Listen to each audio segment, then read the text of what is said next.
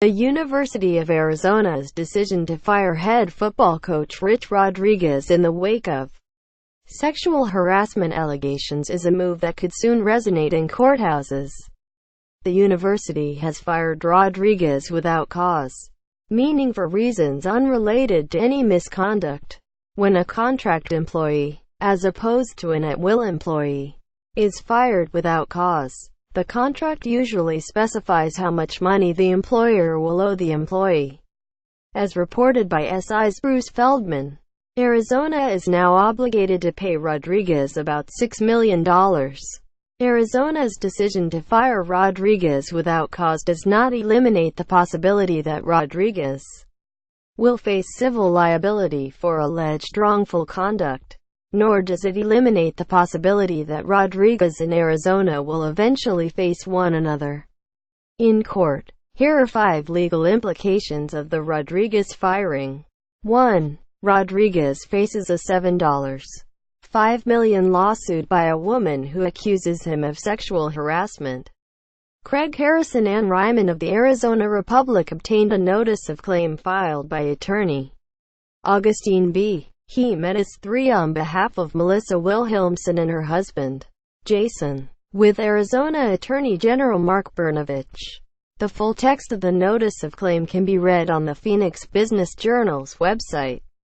Before discussing Wilhelmsen's notice, it's worth explaining the role of a notice of claim in this matter. Under Arizona law, a person who intends to sue the state government, its agencies, such as public universities, or state officials, such as high-ranking public university employees, must file a notice of claim within 180 days of the alleged incident or incidents. If a notice is not filed within 180 days, the prospective plaintiff can be deemed to have forfeited his or her claims. Assuming the notice is filed in a timely manner, it will then be accepted or denied on review within 60 days. In either outcome, the plaintiff can sue after the review. Wilhelmsen, who filed her claim on Dec. 28, is thus poised to file a lawsuit by late February. The logic behind the requirement of a notice of claim is that it promotes judicial efficiency. It empowers the government to carefully examine allegations and potentially work out a settlement before a lawsuit is filed.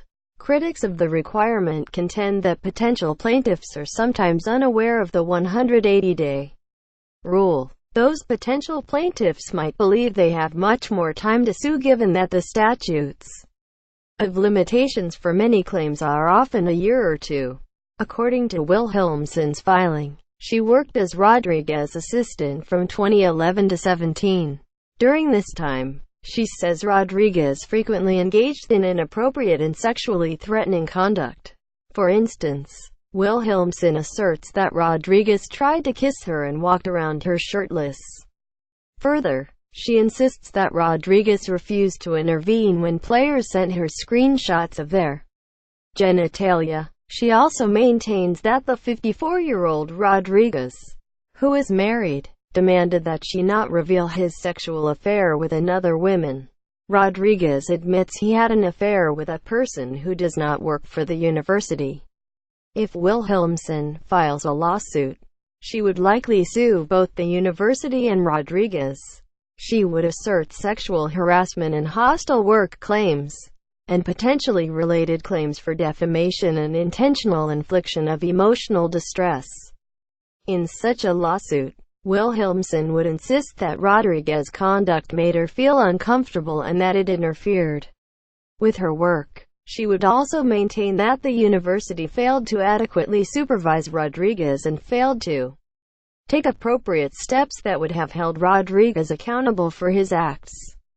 Further, she might contend that the university retaliated against her. She says the university refused to allow her to transfer departments because school officials were afraid of upsetting Rodriguez.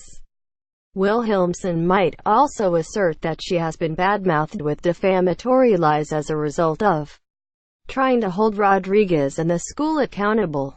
As in any lawsuit, Evidence and witness testimony would prove crucial.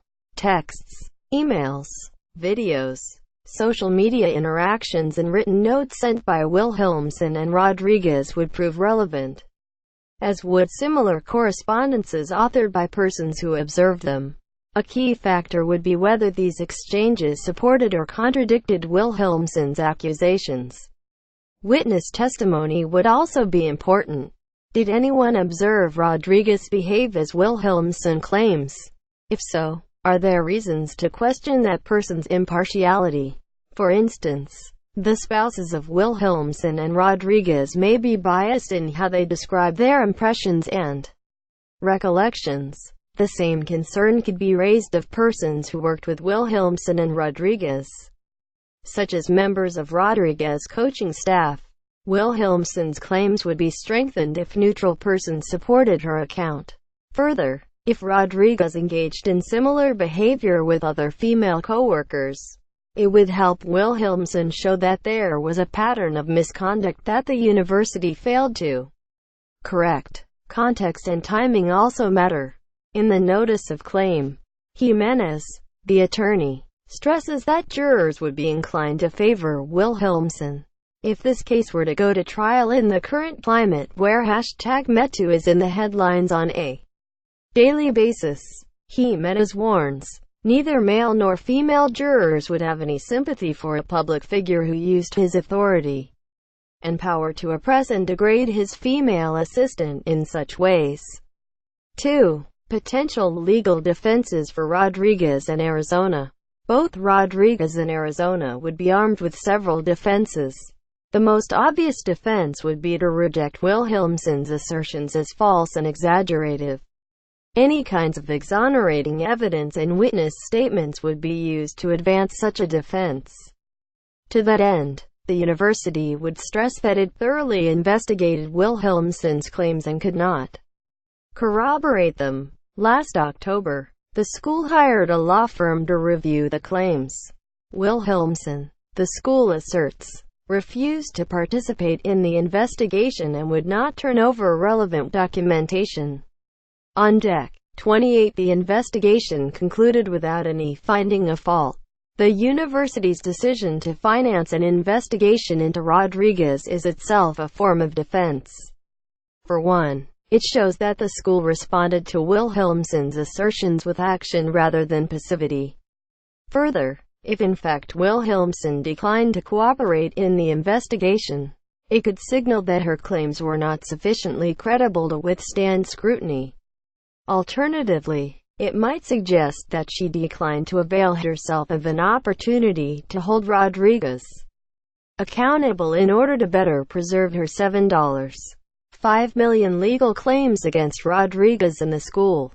On the other hand, Wilhelmsen's attorneys would stress that she was under no obligation to cooperate with the investigation. After all, she quit her job with the university last August and was thus a former employee by the time the investigation launched in October. Wilhelmsen's attorneys might also emphasize that an internal investigation is hardly impartial. Arizona paid attorneys, who by professional duty are advocates for their clients, to conduct the investigation. Wilhelmsen might have reasoned that such an investigation would attempt to minimize the university's potential exposure to Wilhelmsen's claims. To that end, the investigation might have sought to debunk her assertions instead of fairly assessing them. Since Arizona is a public university, the school and Rodriguez may also be able to invoke the doctrine of sovereign immunity. Generally speaking, sovereign immunity denies private citizens the right to sue the government and its employees, unless the government has waived the immunity. This doctrine has numerous exceptions including in Arizona but could prove advantageous for the school and Rodriguez. 3. Why Arizona fired Rodriguez without cause despite the university's expressed concerns. While Arizona's internal investigation into Wilhelmsen's claims failed to find Rodriguez at fault, the investigation nonetheless turned up other, unspecified information that worried the university. These concerns were significant enough that the school decided it could not continue to employ Rodriguez. Indeed, in a statement explaining Rodriguez's firing, University President Robert Robbins and Athletic Director Dave Heek stated, "RZAs did become aware of information, both before and during the investigation, which caused it to be concerned with the direction and climate of the football program. Given these concerns, it's possible the university could have fired Rodriguez for cause." A review of Rodriguez's previous contract with Arizona indicates that he could have been fired for cause stemming from a wide range of circumstances, including for violations of university rules and NCAA policies.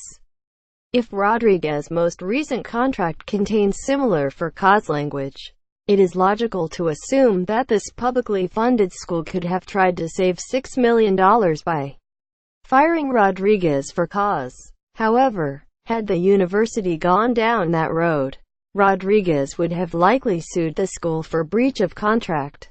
Rodriguez would have insisted that whatever the university believes he did could not have warranted a firing for cause.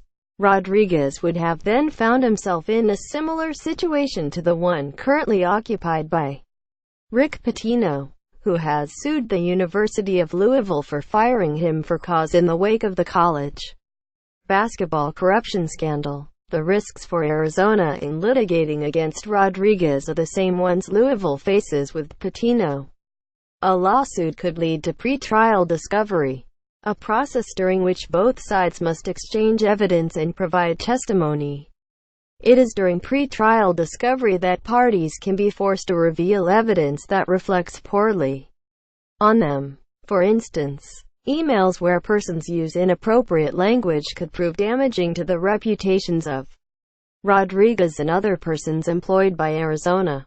Such evidence might also be useful to Wilhelmsen in her case. The university is also mindful that a clean break with Rodriguez makes it less likely his firing will cast a shadow over the Wildcats' next football coach and his staff. In contrast, a high-profile lawsuit involving the university and Rodriguez would at a minimum be a distraction to the school's athletic program and perhaps even prove disruptive. With those points in mind, Arizona likely made a tactical decision that a legal fight against Rodriguez would have proven more costly, which includes actual dollar costs along with time, energy and reputation risks than simply paying Rodriguez to go away. 4. Rodriguez could still consider a defamation lawsuit against Arizona. Even though Arizona has fired Rodriguez in a way that ensures he is paid out, Rodriguez may nonetheless feel as if the school has wronged him. He might reason that the school, in the manner in which it fired him, tarnished his reputation. Likewise, the school has arguably made it harder for him to attract other elite coaching jobs. As noted above, the school linked its decision to fire Rodriguez to unspecified information which caused the school to become concerned with the direction and climate of the football program. Such a vague and suspicious statement invites a number of red flags as to what such information might be. When Rodriguez inevitably interviews for coaching positions at other universities or with NFL teams, he will surely be asked about this so-called information. Rodriguez thus might consider the possibility of a defamation lawsuit against the school. It's possible that Rodriguez has agreed to waive any potential defamation claims as a condition for the school to fire him without cause. However, if no such agreement exists, he could contend that the school has defamed him through its statement explaining his firing. The school would be ready for such a lawsuit. It would argue that its statement was not defamatory towards Rodriguez since the language in question only referred to the direction of the program rather than to Rodriguez. Such language also declined to associate Rodriguez with any specific fact. Further, if the information, whatever it is, proves true, it can't give rise to a successful defamation claim. Truth is an absolute defense to defamation. Also, as a public figure, Rodriguez would need to not only prove such information is untrue but also that the school had actual malice, that is, the school knew the information was untrue in alerting the public about it. The school also might be able to invoke a sovereign immunity defense discussed above. Lastly, statements made as part of the legal process are normally not eligible for defamation claims. The school would contend that its statement about Rodriguez's firing stemmed from an investigation conducted by attorneys in anticipation of potential litigation. As a separate point, Rodriguez could also consider a defamation claim against Wilhelmsen. However, her claims against Rodriguez have risen in a legal process and are thus likely exempt from a viable defamation suit. The university is also a more appealing target for a defamation suit given it has the financial wherewithal to pay off a sizable judgment. Lastly, as with most lawsuits, it's worth noting that a pre-trial settlement between Wilhelmsen, Rodriguez and the university is a good possibility, given the possibility of unwanted pre-trial discovery disclosures and negative media headlines. The odds of any lawsuit connected to the Rodriguez controversy going to trial are likely low. 5. The NCAA is watching and will want to know more. The NCAA is likely interested in the information the university's investigation into Rodriguez uncovered. While the information may be unrelated to any NCAA rules and policies, expect the NCAA to demand a full accounting from Arizona, assuming the school has not already provided one to the NCAA. Stated differently, while the NCAA is not a party to the Rodriguez dispute, it is nonetheless an interested party. It is also a party with the power to impose penalties on both the coach and his now former school. Michael McCann is SI's legal analyst. He is also an attorney and the Associate Dean for Academic Affairs at the University of New Hampshire School of Law, and co-author with Ed O'Bannon of the forthcoming book Court Justice: The Inside Story of My Battle Against the NCAA.